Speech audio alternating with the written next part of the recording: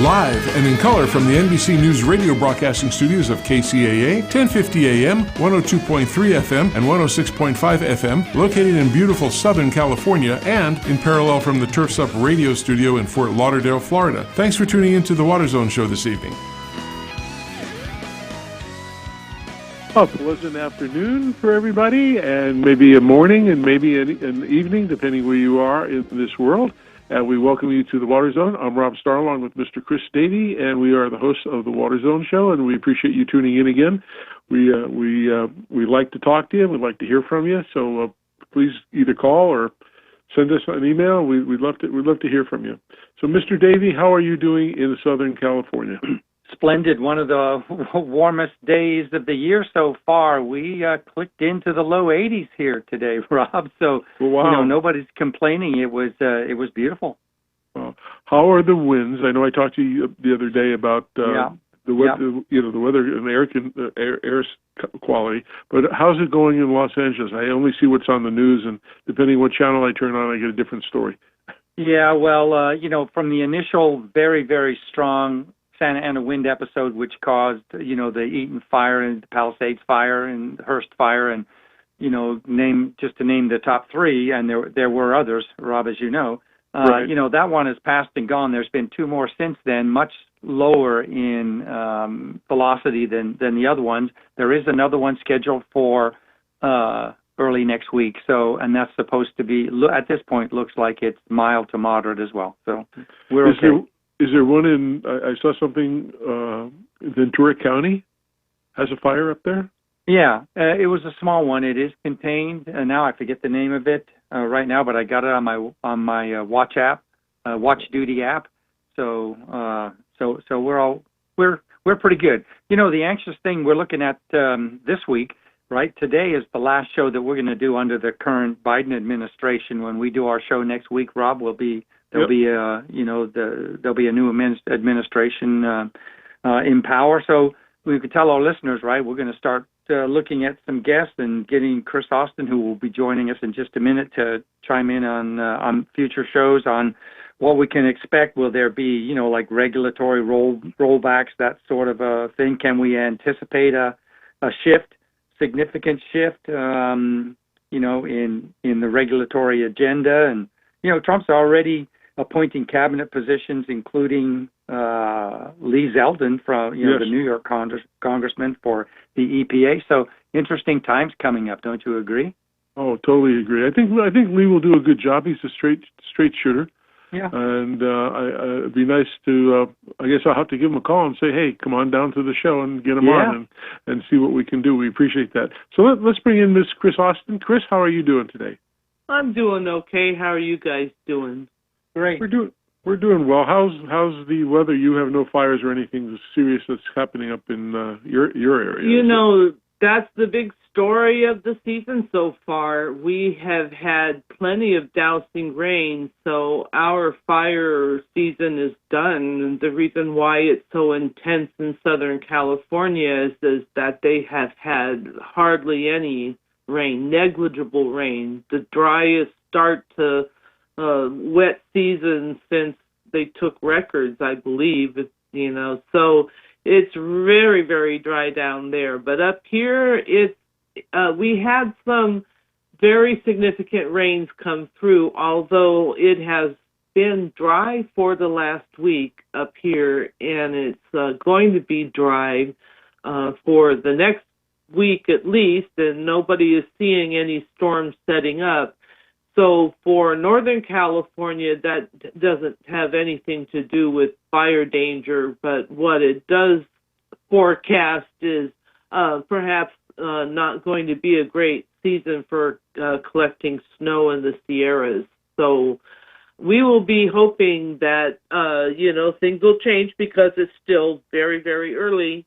And, it isn't over until April 1st, and sometimes it's not even over on April 1st. We've even had significant rain come through after that.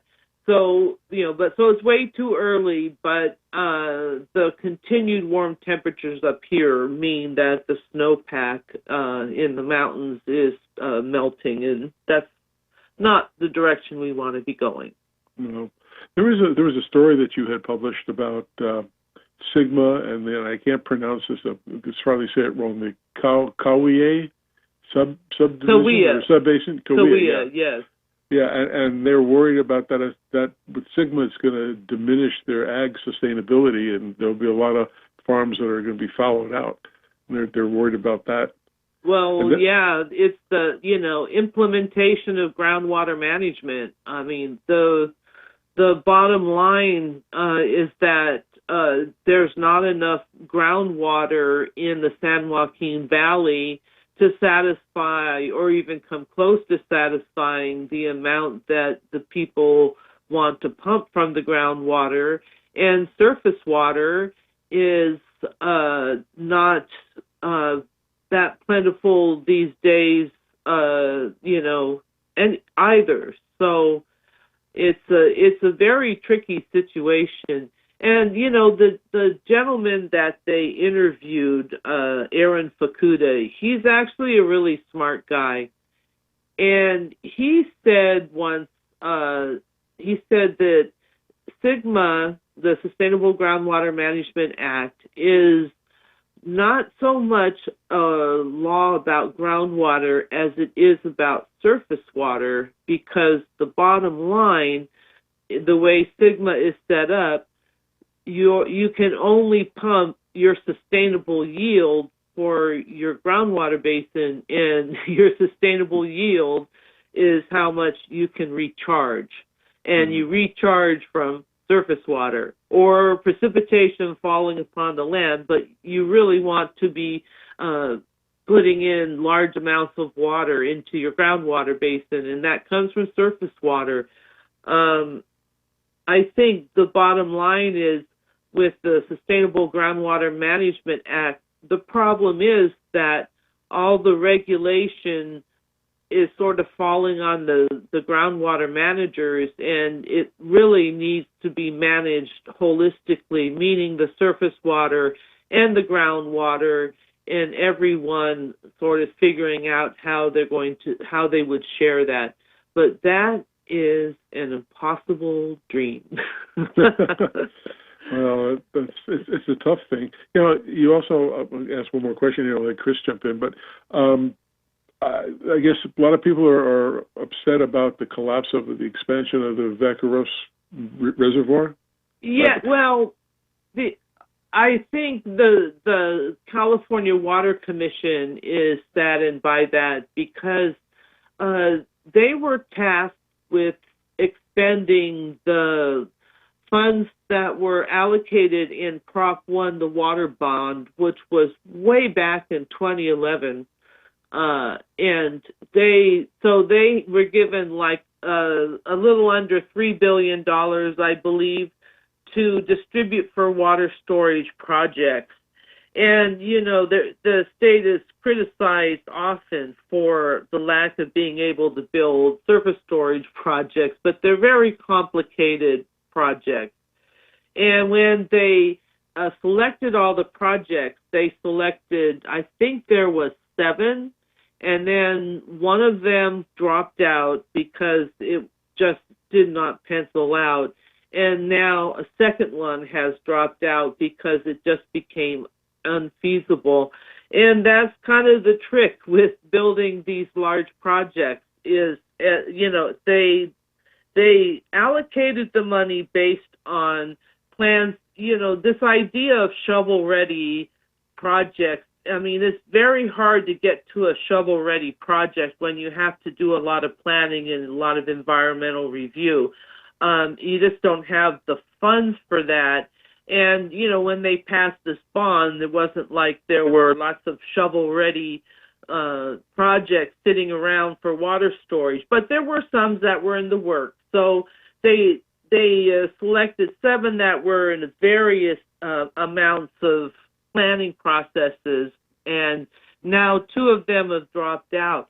And I know that the water commissioners, from covering their meetings, they take the spending of that money very seriously, and they were concerned. They have concerns because that was money that might have gone to other projects that didn't get selected. And so, there's an opportunity lost there. And we were all very surprised when the project fell through, because that reservoir has been expanded already once. It was initially built with the concept that it could be expanded again in 2 stages, and they completed the first expansion, and the water district that did it all on their own. They were very smart about it. They got they got funding for it, and they went to their customers, and their customers were on board. And so, we all thought that this would be a kind of a no-brainer, but as it turns out, not necessarily so. So, it's not easy to build these big projects. Well, our next guest after you will be somebody who's going to talk about the sites project on that. So that'll be interesting. That will be an interesting conversation. So, Mr. Davey, go ahead and take over.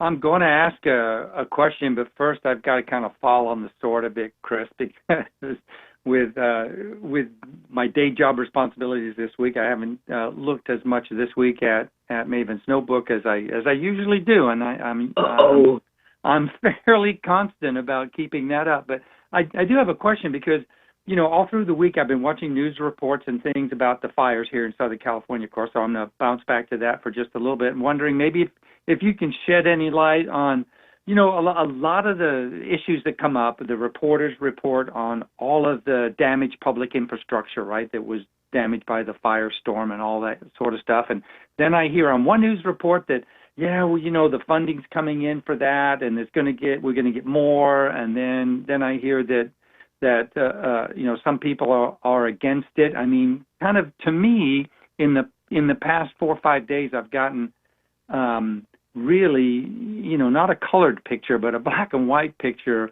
of what we can expect from as far as federal funding for firestorm damaged public infrastructure. You have any insight?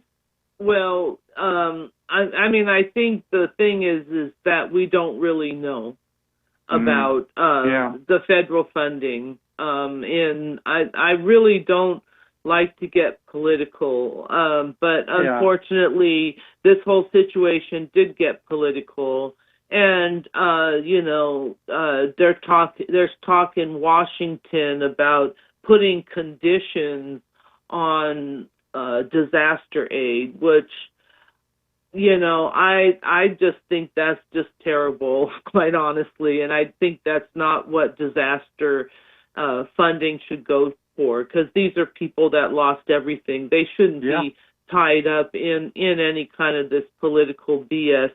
And I'm glad to hear that there are other Republican senators that are against that idea, particularly, I would imagine, ones that get hit by hurricanes, because you wouldn't want, I don't think that you want to start down that slippery slope of starting now to put conditions on disaster aid. I don't want to see it for California. I don't want to see it for any state in the union. If we have a disaster, we need to help our citizens. That's what FEMA is there for. On one of the news channels this morning, they did talk about that, and they said that the federal government will do everything they can to fund the rebuilding, but they may minimize other funds for other projects not related to that. So I don't know. We're just going to have to see. It's a brave new world that we're headed into, and I have no idea what to expect. So we'll just leave it at that. Yeah. So not an issue to that. What was else I was going to ask you about? Talking about Amanda Sheffield from NOAA, and she sent down a drought monitor. And I think I mentioned that they say it's going to be really severe in Central California, Southern California and Nevada for the next couple months. Yeah, there won't be any brightness in that. It's not looking good. And, right now for Southern California, it's a double-edged sword. I mean, it's tinderbox dry down there, and that has certainly contributed to the fires. So having some rain on the landscape would really could be a blessing, but to get an atmospheric river storm come through and dump a lot of water on Southern California would really compound the disaster. Oh, yeah.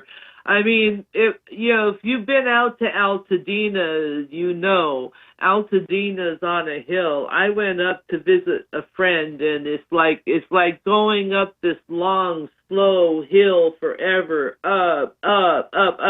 Like, she lived on a street, like if your kids were playing basketball and the basketball got out in the street, started rolling down the hill, yeah, forget it. It would be like in Pasadena and bouncing down to Corona, I mean, it's just, so the idea of these burnt landscapes with, toxic metals and all kinds of stuff in them, kind of these big debris flows coming down from Altadena, it's a real concern. So the next thing, that they can do after I know they're trying to get the utilities sealed off so people can come back into their properties. But the next thing they have to do right on the heels of that is get those properties cleared before a big rain comes, because it's really going to be, that's the next disaster in the making for Southern California, unfortunately. How do they get rid of everything? I mean, all the wood, all the remnants. What do they do with it all? They're going to have to haul it out truckload by truckload. There's not much else you can do. Yeah. If you remember, if you live down in Southern California, the Northridge earthquake, and I lived in Sherman Oaks, yeah. You'll be sharing the freeways with big construction vehicles for a long time to come. Well, where are they going to put it? They're going to have to haul it out somewhere. I don't know. Yeah. They closed the dump in North LA County, Sunshine Canyon, up close to where I live. They closed that dump, so they're trying to figure out where to put it. I don't know. It's the big challenge, but I've posted a few articles. I have to admit I haven't read into them, but I'm sure that people are planning this because we know this is the next phase, the next problem in the making is, debris flows should it rain. Well, just to reiterate what we said last week, if people are listening and just seeing this devastation that's happening with the fire, please go to somebody like Red Cross and donate some money for that, because these people, as Chris Austin said, lost everything. I mean, they're just totally devastating. I mean, I can't even imagine being in that position. I mean, just with the clothes on your back and all your memories, everything that you have that you worked hard for is gone. And they really need some help in the meantime. And actually, I heard besides the Red Cross, Salvation Army is doing something really big. They're taking in people. And I was glad to hear that there's an organization that flew pets that people left behind or had to leave behind. And they're flying them up or they're flying them here to Arizona, and they're holding them for a while until people can try to claim them and see if that's their pets or not, or they'll adoption them out to some other people. So there's some good organizations working, and I know both the Pasadena Humane Society as well has done a lot. Yeah. So from all of us, I mean, we contribute what you can, and because someday, God forbid, something happens like that to you, you're gonna need help. And if we can't count on each other as human beings, it's a pretty sad day. So anyway, that's my little reminder to donate to somebody. So anyway, Chris, I'm sorry. Go ahead. I had to say that because we spent a lot talking about the fire last week, and it makes you sad. It makes me sad about thinking about people like that, or they lost their pets or their family. Yeah, definitely, very, very sad. So what else is new that we should know about that's coming down the pike? Anything? Well, the Santa Clara Valley Water District, which is up in the Bay Area, voted to fund the planning costs for the Delta Conveyance Project. So Good. slowly but surely, they are collecting yes votes from participating water districts. So we'll see what happens with that. All right. Well, we're going to take a little break and go into our next segment. We want to thank you, Chris, again for doing what you do every single day. And for our listeners, you can go to mavensnotebook.com and check out what Chris does every single day. It's amazing what she puts out. I can't say enough about that. You also can become a sponsor, whether you're a subscriber or not, and help contribute to that effort. So, Chris, thank you very much for bringing the latest to us. We appreciate it, and you stay safe. All right, you too. Good evening, everyone. Have a great week, Chris. All right, we're going to take a little bit break, and we'll be back with a very special guest from California. And he knows a lot about water, and we'll have a great conversation. So stick around. We'll be right back.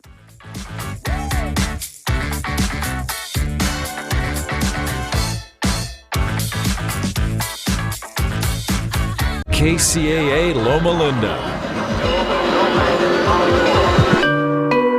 The Legacy KCAA 1050 AM and Express 106.5 FM.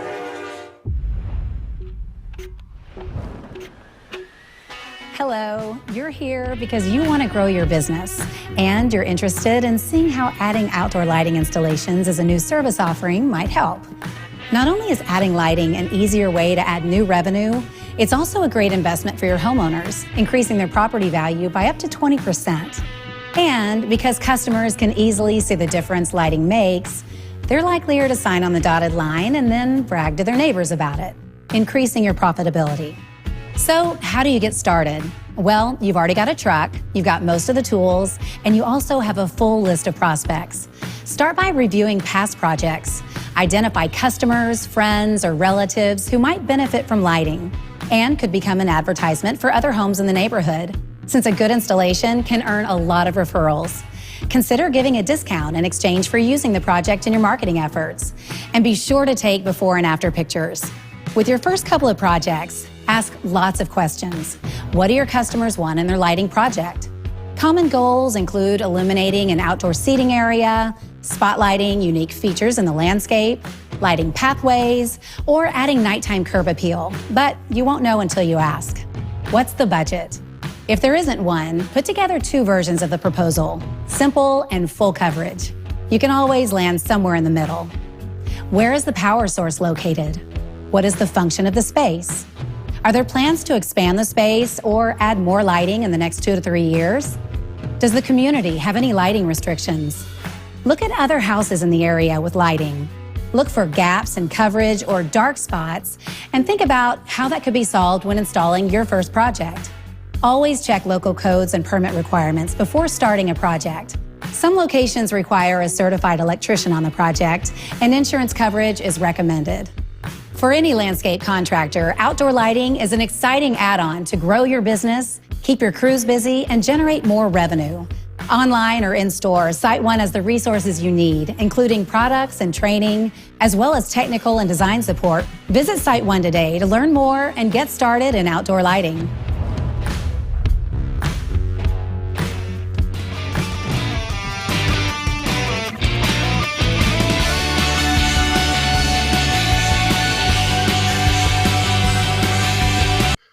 Welcome back to the second half of the Water Zone Show. Hope everybody's having a great day. We have a very distinguished guest today that we're pleased to have, and this person was on a couple of years ago, and he's just an awesome person, and I'm glad he's in the position that he's in, and he's very knowledgeable, and we're going to get in a little bit of questions with him on what's happening in the state of California. He is the Secretary for Natural Resources, Mr. Wade Crowfoot. So, Wade, welcome back to the Water Zone Show.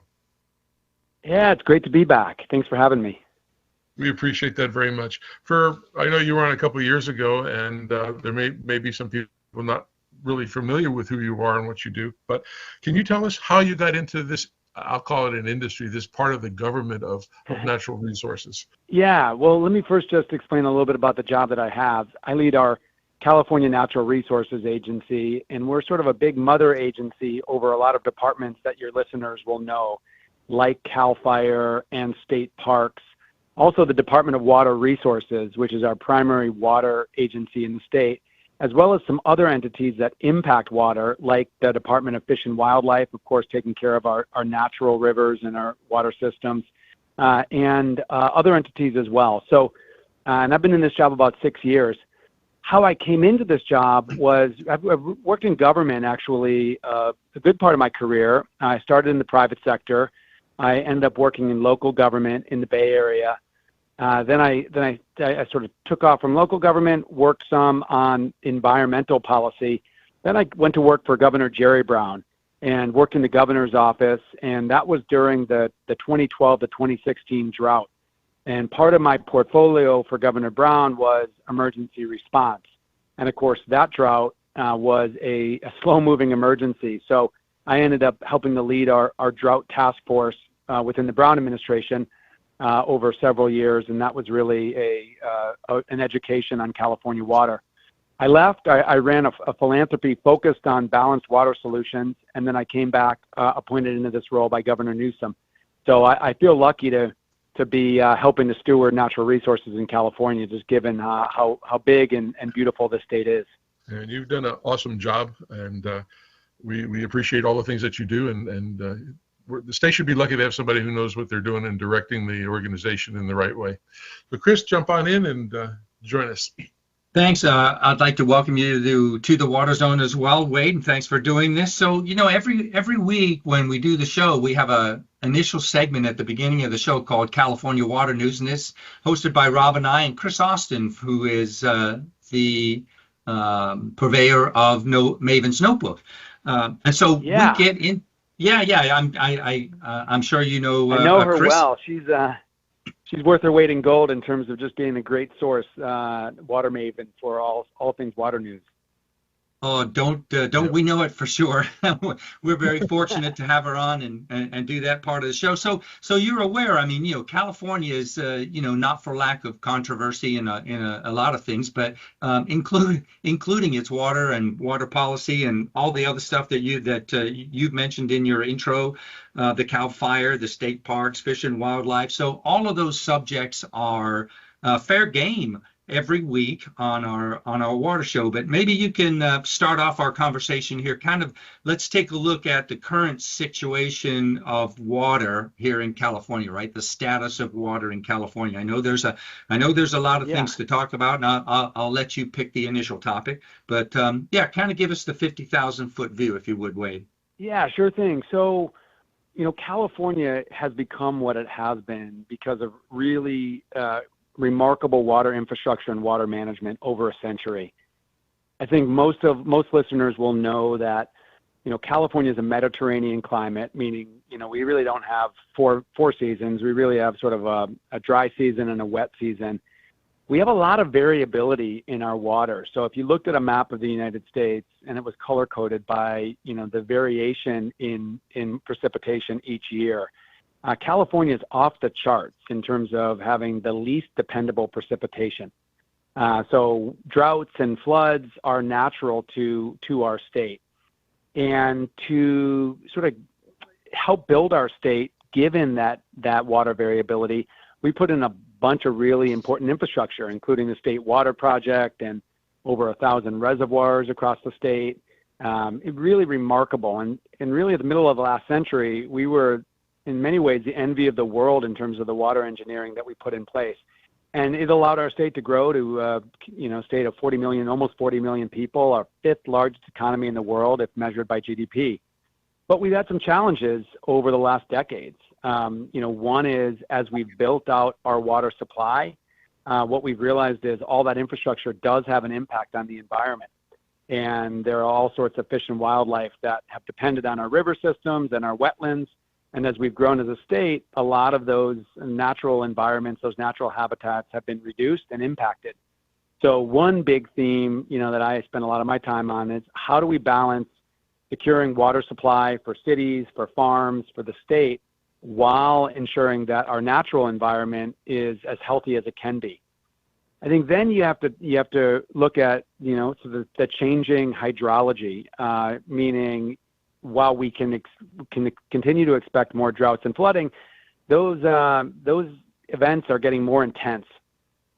So the way I describe it is, we do have a changing climate, and that does having an impact, meaning our dry periods are going to be drier, our wet periods are going to be wetter. We've experienced that over the last 15 years. We've had 2 millennial droughts in the last 15 years. They're called millennial droughts because they're supposed to happen once every 1,000 years.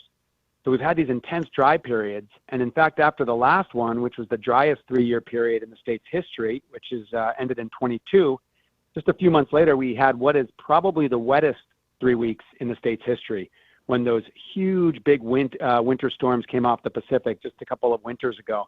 We had National Guardsmen deployed across the state. Dozens of people lost their lives, billions of dollars of damage. So we have a situation where we're trying to balance the water that we have, but we're also trying to adapt to these changing conditions. Now, I'm really optimistic that we're going to continue to grow as a state because we're smart. We're deploying, across our water systems and water agencies. We're deploying technology. We're modernizing our management. But it's not without its controversy, as you point out. And there's always sharp opinions about, how we should be dividing water among regions of the state, between the environment and people, and then really what we have to do to adapt to these changing conditions. So glad to jump into any sort of current topic, but I wanted to give that overview because that's kind of the context in which we do the work here in California. Well, I agree that there's a lot of optimism in the state. I mean, we hear it every week when we have different guests on, and of course with Chris Austin as well. And couldn't agree more that there are tons of just very dedicated and smart people working on California water issues as well as other issues that affect the state. Maybe just to focus in a little bit on the question of technology, right, that the state is using or adopting technologies. What do you see that's really exciting that the state is doing right now in terms of adopting technologies to address some of the water issues specifically? Yeah, great question. So first of all, I'd point to our agricultural sector.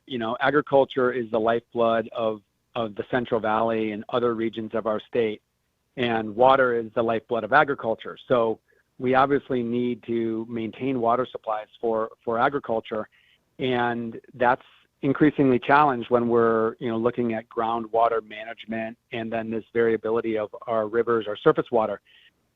And I'll give a lot of credit to farmers and ranchers who have deployed technology to use water more efficiently. We have a state program that's called SWEEP. It's an acronym for essentially water efficiency, where the state helps subsidize farmers' investments in becoming more efficient with their irrigation systems. We talk about it getting more pop for the drop. In other words, getting more economic return for growing things with less water. And over time, that's meant that as agriculture has used less water, its productivity has actually risen. So I want to give an acknowledgement to the agricultural sector that's in deploying these technologies. But then looking fast forward, there's a lot of sort of groundbreaking technologies that we're utilizing. I'll give you just a couple of examples. One is what's called forecast-informed reservoir operations. We know it as FIRO. The idea being, we built these reservoirs. A lot of these dams are built not only for supply, but to protect downriver communities from flooding. And the Army Corps, manages those reservoirs based on, what are decades-old manuals. Based on exactly how much water you keep in the reservoir and how much space you need in the winter to take in those flood flows to protect communities. Well, we know that our forecasting power has improved, and we can predict when big storms are coming off the Pacific. So what we're doing with a lot of partners, including some academic institutions in California, is deploying that forecasting to more nimbly manage our reservoir, to keep more water in the reservoir for longer, because of course that's really important for water supply during the dry season. But then obviously to use that forecasting, and sometimes we'll reduce the level in the reservoir if a storm is coming. The idea being it's going to help us optimize the management of the reservoir, both for water supply as well as flood protection. So that's one example, forecast-informed reservoir operations. The other is what's called the Airborne Snow Observatory. And this is using remote sensing, including data from airplanes that run over the Sierra Nevada, to have a much more fine-grained understanding of the amount of water that's being contained in the snowpack. You know, we used to measure snowpack, and we still do as one measurement, essentially going up and doing manual measurements across the Sierra Nevada of how thick the snow is. But that doesn't tell the whole story. And this new technology, this remote sensing that actually gets the reflectivity of the snow and actually measures into the snow for the water content, gives water managers a much better understanding of how much water supply is actually sitting up there in the snow. And I was at an event 2 weeks ago where a water manager from, I think, the Kings River region came to me and said, hey, if you fund nothing else over the next few years, continue to fund that Airborne Snow Observatory, because that has improved my water agency's understanding of how much supply we're going to have. So that's just another example of technology that we're deploying, again, to help us use water as efficiently as we need to. Yeah, Wade, let me just add a little issue to that, because particularly as the changing climate is affecting California's hydrologic cycle in particular, right? We're seeing, as you were mentioning, these atmospheric rivers that were affecting California a couple of years ago. Actually, 2 years in a row we had that, Wade. So we're seeing this this precipitation come to California in a little different mix than what we're used to in the past. More of it was snow, and it was that's sort of the Almighty's way of natural water storage. But now in the warming climate, we're seeing that same precipitation. It could be the same amount of precipitation, but it's coming more as rain than it is of snow. So I'm sure the state is looking at how they're going to adapt to that as well. Yeah, I'm so glad you brought up that point. I mean, that is a fundamental change. Less snow, more rain in the winter. We're also already seeing that when we get rain in the winter, more of it is coming in these huge, big storms. So we have to adapt our system to actually be able to capture rain when it comes. And one of the areas that we're really focused on is groundwater recharge. So there's a lot of recharge that happens just naturally, right? The rain falls on the soil, it saturates, and some of it percolates down to the aquifer or the groundwater basin. But we need to do a much better job helping land managers actually get that water underground when it comes. A couple winters ago, as you know, the Sierra Nevada had about 3 times the amount of snowpack that we've experienced. But even in the midst of all that snowpack, there was a lot of the precipitation also came as rain. So we waived a bunch of regulations and a bunch of rules to help land managers, particularly in the San Joaquin Valley, divert flood flows from our rivers onto their lands where it's safe to actually percolate under to the underground aquifers. That's really important. We have to capture the rain when it comes. It's also why this administration is, Republican or Democrat. The last several administrations have been focused on modernizing conveyance through our delta. 27 million Californians, almost 3 out of every 4 Californians depend on our state water project to move water through the delta. The challenge right now is we're not well positioned. Our infrastructure is not well positioned to capture all of these flows when they come, these big winter storms, and then actually export the water for the delta. So the last couple of years, we've actually had to forego millions of acre feet of supply that would have gone south of the delta because of our system and our environmental management. So, why we're focused on delta conveyance, which is, of course, the tunnel underneath the delta, is ultimately being able to take that big gulp when you have a storm and move that water to the pumps for export. And then, obviously, the tunnel doesn't operate most times of the year. The delta continues to operate as it normally does, but you actually have that opportunity to capture that water. Because here's the deal. If we don't capture this water when it comes, we're looking at significantly less water supply.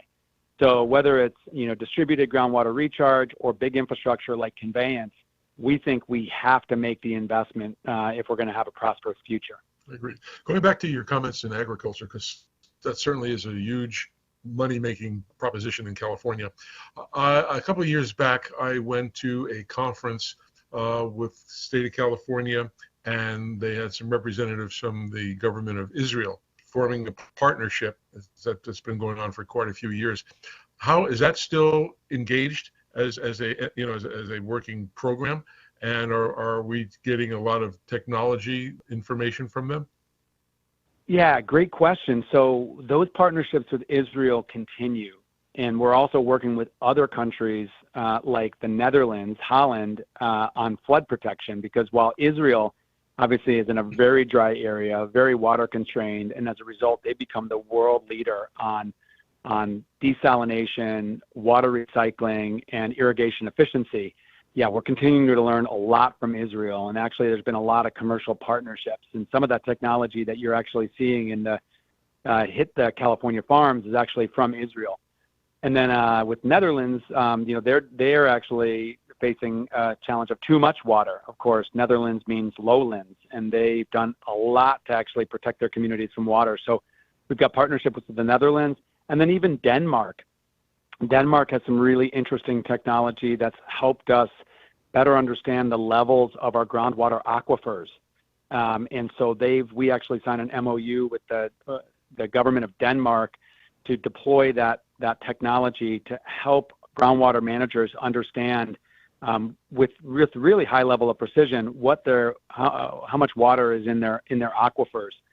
So the way I think about it is, California is a leader in so many respects, particularly on technology, but we also have a lot to learn. And whether it's Israel, Denmark, Netherlands, or other countries, we're always looking for the best ideas and the technology to help us be efficient. And I'll tell you that, on agriculture, it is such an important part of our state and it's facing some real changes. California was the last state in the American West to manage or regulate groundwater. Back in that drought I talked about when I worked for Governor Brown, the state legislature passed the Sustainable Groundwater Management Act, SGMA, which you no doubt talk about from time to time on your program. Yes. And that's having a real impact. That's having an impact on agricultural production. And so there are definitely, I don't want to sugarcoat, some of the changes that are taking place, but I can tell you that, technology and reforms like making it easier to recharge groundwater basins is going to be really helpful, helping agriculture adapt to this, this new hydrology we're experiencing. Right. Well, a gentleman that I believe J.P. Robinette, and he's been working. Yeah, he's been on our show several times, and actually he's coming on, and I think in 1 or 2 more weeks from now he'll be on our show again. But I always read about the Sites Reservoir and the pluses and the minuses from opposing people and pro people. Where do you see? My personal stance is we need to. Well, I don't live in California anymore, but if I was still there, I would say we need to make sure that happens. Can you tell us how you see it? Yeah, I would agree, and more importantly than me, Governor Newsom agrees, and we're strongly supportive of helping that reservoir project happen. And actually, as is the federal administration, the Biden-Harris administration has doubled down in providing federal funding for the Sites Reservoir. The way I describe it is, again, back to these changing conditions. We're going to get more and more water in these big, wet winter storms and big, wet winters like we've had the last couple of years. Sites Reservoir, which is be located in Colusa, Glenn County, up north of Sacramento, is off stream, so it's off the Sacramento, so it doesn't have some of the impacts that dams and reservoirs have that bisect the river. But it's going to allow us in these big wet winters and wet storms to actually divert these flood flows from the Sacramento River, put them in what is really like a natural bathtub that gets turned into a reservoir, and then be available for local farmers, actually California cities in the Bay Area and Southern California, and importantly, the environment, believe it or not. The state of California is investing a significant amount of money into the reservoir and under the water bond that passed in 2014. And one of the sort of criteria for using the state funding is that it has to go to building a block of water in that reservoir that get used for environmental management purposes. Think about like keeping these fish alive during drought. So from our perspective, the sites can be a win-win-win. Win for farms, win for the cities, win for the environment. The challenge is we haven't built a large reservoir in California in a generation. And Governor would say, it's too hard to build things in California right now. So, he passed through the legislature a streamlining bill last summer that essentially reduces the time that lawsuits have to challenge projects by state environmental law, CEQA. So that actually has already been helpful because, like any big infrastructure project, sites, is facing lawsuits from opponents, and it's really streamlined or accelerated the resolution of those lawsuits. So we're far from mission accomplished on site. We're on track for the permitting, but it's also challenging, just to be candid, because commodity prices are down for agriculture, and so this is a project that's a public-private investment, and so agriculture investors into the project are trying to maintain their investment in the project. So there's still some work to be done on sites, but just to be clear, we're very supportive of getting this project done. Very much appreciate that insight, Wade. Rob and I are on the same team, I think. Maybe we can ask a question of you here in the last several minutes we've got on our time here today, but kind of taking a future or a forward-looking view, if you will. Wade, looking at how you see the future of water, especially in the state of California. You've given us some clues already during the interview, and I know that. And you can talk about delta tunnels or groundwater, surface water, California infrastructure, the battle between Southern California and Northern California. Kind of where do you see water going in the next 3 to 5 years? I think now this is, of course, my view, and I'm working in state government. I'm working for Governor Newsom, so this is my perspective. But I think we're clear-eyed to the challenges we face. I think before these impacts were really accelerating from climate change, we already had some mighty challenges on water, and that was, again, to balance the water needs of cities and farms and the environment. And I think we've done a pretty good job on that. At the same time, if you talk to somebody that's, an agricultural irrigation district, they would be concerned that they don't have enough water supply. And if you talk to an environmental group protecting endangered salmon, they would argue that there's not enough water for the environment. So, I'll say that this has been a balancing act, and it remains a balancing act. But I will say, agricultural productivity continues to rise. The California GDP has outpaced national GDP growth. We are seeing, fish and wildlife species recover where we're able to focus our efforts. So I will say that we're making progress. But I also think that we recognize that, we are in for some big challenges. We anticipate, based on scientists telling us this, that, about 10% of our water supply will decrease over the next 20 years. These warmer temperatures mean that, when the snow does fall, more of it's going to absorb into the ground or evaporate into the air. We're going to have less inflow into our reservoirs. So we're sprinting down the field on an all-of-the-above approach. We need to increase water recycling. We absolutely need to deploy more technology to be more efficient with our water use, eliminate leaks. We need to recharge groundwater basins more quickly when the rains do come, which includes urban stormwater capture. We need to advance desalination where it makes sense. And we need to expand water supply, again, where it makes sense. So we're sprinting down the field. The governor's got this water supply strategy for a hotter, drier future. And what I see as the next 3 to 5 years is just making a lot of progress on diversifying our water supply. And I don't think it's going to be like we're going to put it on cruise control in 5 years and be all good. But I do think we're making significant progress. And I always tell people that, you can be confident that California is going to remain a prosperous place to live. But there will be changes, and we have to lean in. We have to be clear-eyed to the changes that are already here as a result of our changed water conditions. And we really have to lean in with the investments, with the policy reforms, with the new management, with the technology. But from where I sit, I see a lot of progress and a lot of collaboration towards those goals. You talked about SGMA earlier, and I participated with with the State Water Resources Board on a committee for SGMA. And I always asked the question that, and I never got a straight answer from them. I believe what was put together is a good thing. Make sure on new homes and things that they build it to a certain spec and they do all the right things. But my question that I had to them was, okay, so somebody builds a new house, they they follow the regulations. They do everything they're supposed to do. They put in a smart controller, all special spray heads and drip and everything that they need and sensors. But what happens in a couple of years or down the road when the homeowner sells the home, or the property owner, whether it's commercial property, whatever, they decide to sell? There's not a situation where they have to go back and prove that the system still operates and is saving water. What's your belief on something like that? Should they do that? Because I know a lot of people who put in smart controllers. People always say, "Well, you just set it and forget it." Well, that's not that. That's only one portion of the system. You have to worry about, do you have any broken lateral lines? Do you have subsidence anywhere? Do you have clogged nozzles? So it doesn't mean 3, 4, 5, or even a year down the road after they get approved and putting in this wonderful system that it still works properly. Do you think it should be audited, or there should be an evaluation as part of the sale that it has to go back to the original code that it passed? Yeah, it's a great question, and it's that balancing act. So as you explained, new buildings and new homes in California have to be very water efficient, which just makes sense. Right. And it's helped bring down the cost of technology.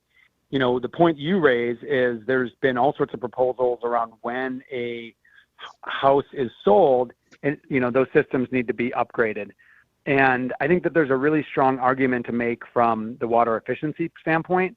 I think the challenge has been right now, given housing affordability concerns in California, the argument is ultimately it makes housing more expensive, because let's say that homeowner that's selling their house has to put in $15,000 of efficiency upgrades, or $10,000 or $5,000. The thinking is that then it's going to increase the purchase price by that amount. Right now, I think the reason that hasn't passed as a law is the balance is tipping towards reducing those affordability concerns, or reducing the increased cost of housing. There may be a point though where the water efficiency is so critically important that our state legislature passes that law. Ultimately, it would be it would require, as I understand it, a state law change. So it's not a decision that an agency like mine can make administratively, but it would require a law change. And right. you likely see more conversation about that as our water situation becomes more acute. Right. I just look at people who buy the homes that are Energy Star or Water Sense rated, and you would hope when somebody sells it. But your points are very well taken. I mean, it is, especially today with the inflation and everything else, it would be kind of a hardship for a lot of people to upgrade. Anyway, hey, Secretary, we appreciate you coming on the show today and giving a quick insight of what's happening in the state of California. You're always welcome to come on the show. If you need any PR on any processes that you're doing and projects, just let us know. We'll be glad to help you out with that. And we do appreciate you coming on today. So we thank you very much for that. Yeah. Well, and I'll just say thanks for what you guys do, because helping people understand California water and the challenges and opportunities we face is important. And I think a lot of people, because, there's a lot of conflict in California water, sometimes it can be really complicated. I think a lot of people tune out. So thank you for helping people tune in, because California water is a really critical priority in our state. How can our listeners, if they want to find out more about your agency and all the sub-agencies that you control, where can they find that? Yeah, just go on our website, resources.ca.gov. We hold a monthly speaker series where we try to break down a lot of these things we've talked about today in a way that people can understand. There's a lot of different ways to participate and learn about what we do. And then for those that do social media, we're on all of the different social media platforms. We didn't talk about this, but I really believe in being transparent, being really open about the decisions we're making.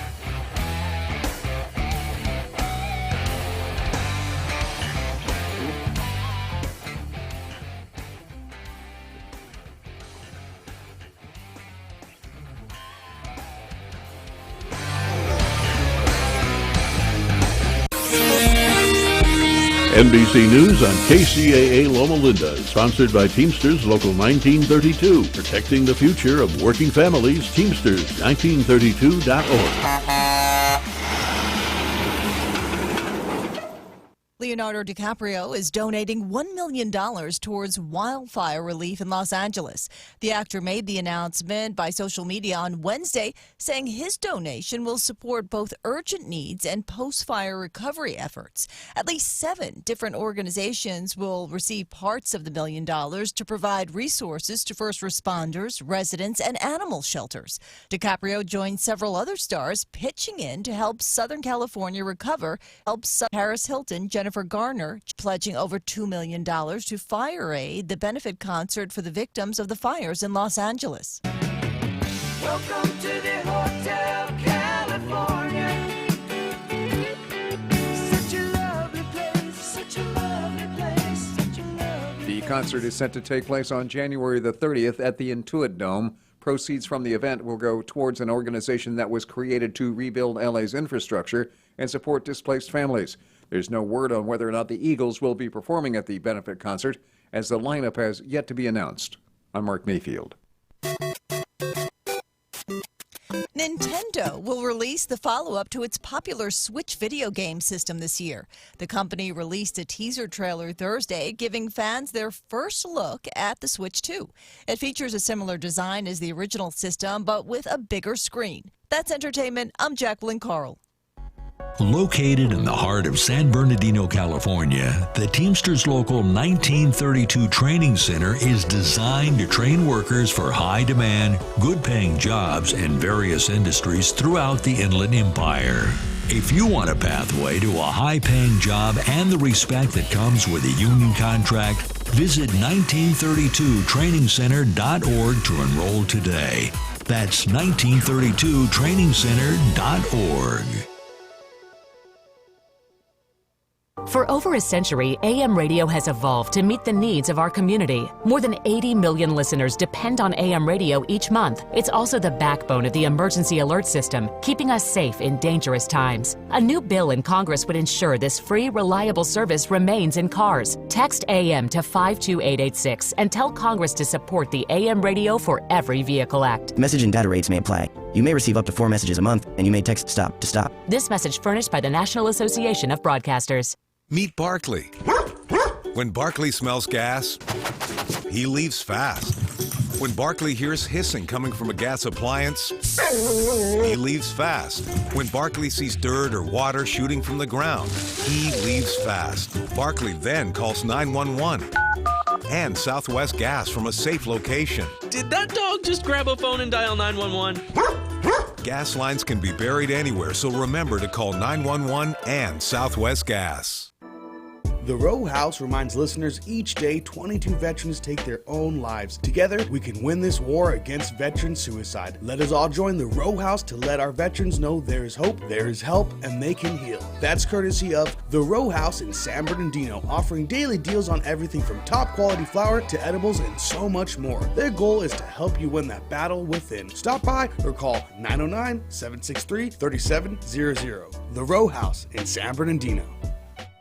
Tahibo Tea Club's original Pure Pau de Arco Super Tea helps build red corpuscles in the blood which carry oxygen to our organs and cells. Our organs and cells need oxygen to regenerate themselves. The immune system needs oxygen to develop, and cancer dies in oxygen. So the tea is great for healthy people because it helps build the immune system, and it can truly be miraculous for someone fighting a potentially life-threatening disease due to an infection, diabetes, or cancer. The tea is also organic and naturally caffeine-free. A 1-pound package of tea is $49.95, which includes shipping. To order, please visit TahiboTeaClub.com. Tahibo is spelled T like Tom, A-H-E-E-B like boy, O, then continue with the word tea and then the word club. The complete website is TahiboTeaClub.com, or call us at 818-610-8088, Monday through Saturday, 9 a.m. to 5 p.m. California time. That's 818-610-8088, TahiboTeaClub.com.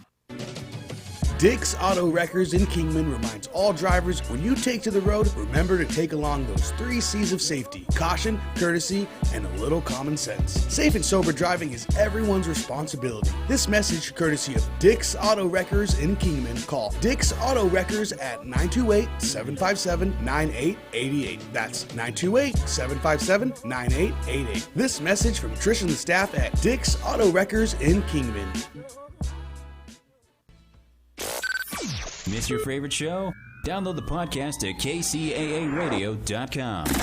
KCAA.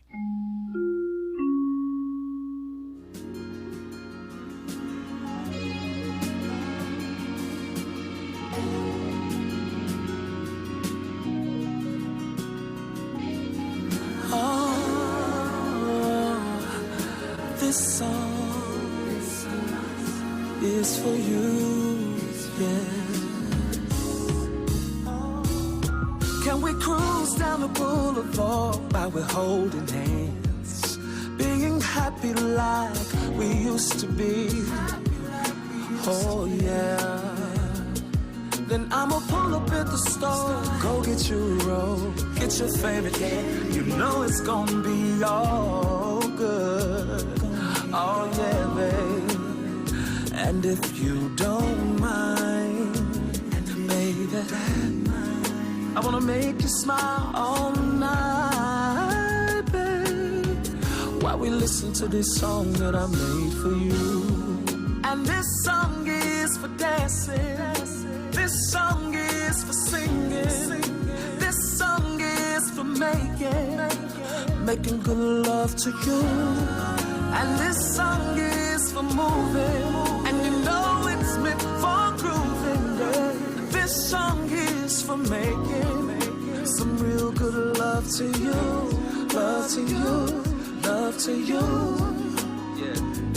All night. Can we just relax, go kick it in the park, romancing in the dark, let the stars be our light. Oh yeah, baby. Then I'ma tell you everything I know your body wanna hear. So baby, listen closely to me. It's all good. Oh yeah, baby. And if you don't mind, baby, I wanna make you smile all night, babe. While we listen to this song I made for you. This song is for dancing. This song is for singing. This song is for making good love to you. This song is for moving. This song is for grooving. This song is for making some real good love to you, love to you, love to you. All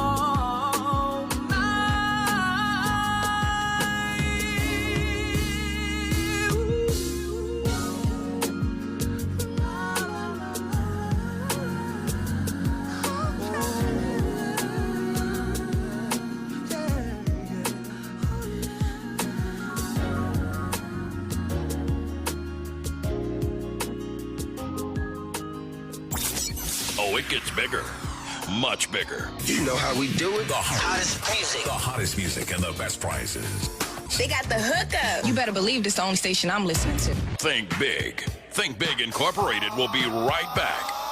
Guess who's back in the house with a big fat joint? Girls get close with me in like ointment. So many chicks gotta make an appointment. So many dips, all her friends wanna join it. Life ain't boring. Broke up with a boyfriend, I'm exploring. Just got 3 and I might bring more in. I be scoring, Michael Jordan. Got a lot of game, that's right, I was born with it. Live rent free in my mind, that's storage. Whole lot of tree, it look like a forest. You don't wanna, you know right where the door is. Put down like a night of performance. Don't give it up first night, that's torture. Pull up in a truck, all white, that's a fortune. Player of the year, that's right, I'm awarded. MVP, baby, that be me. Some might pay, but I give mine's free. Some might trick, I don't pay no fee. I run G-A-M-E. Might have got paid, but it ain't from me. I don't have fun, life ain't complete. She say pay, I say please. I'm a player, can't you see? Looking for a gift, this ain't Christmas Eve. Gotta watch dips with them tricks up sleeves. Wanna take sips, wanna hit this weed. Say it ain't like it get perceived. Got a lot of chains like Mr. T. Left with a couple cause she just a thief. But down bad yesterday, this her week. And on to the next, yes indeed. Yes, need a bad one that'll ease my stress. Got some real ones in my corner, I'm blessed. She in love with me and she confessed. We done came up, see the progress. On a mission and she impressed. By my lifestyle, it ain't no mess. Party all night, we don't get rest. Got the fall back, she was too pressed. VP, baby, that be me. Some might pay, but I give mine's free. Some might trick, I don't pay no fee. I run G-A-M-E. Might have got paid, but it ain't from me. I don't have fun, life ain't complete. She say pay, I say please. I'm a player, can't you see? You can't get nothing from no. You can't get nothing, no. You can't get nothing from you can't get nothing, no.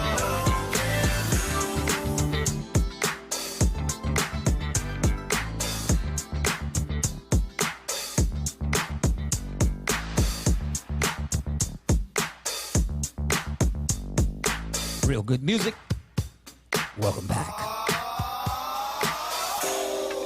Thank you for holding on, and welcome back. We thank you, like I said, the 5 o'clock hour. We want to thank you for just rolling with a brother in the 5 o'clock hour for the Drive at 5.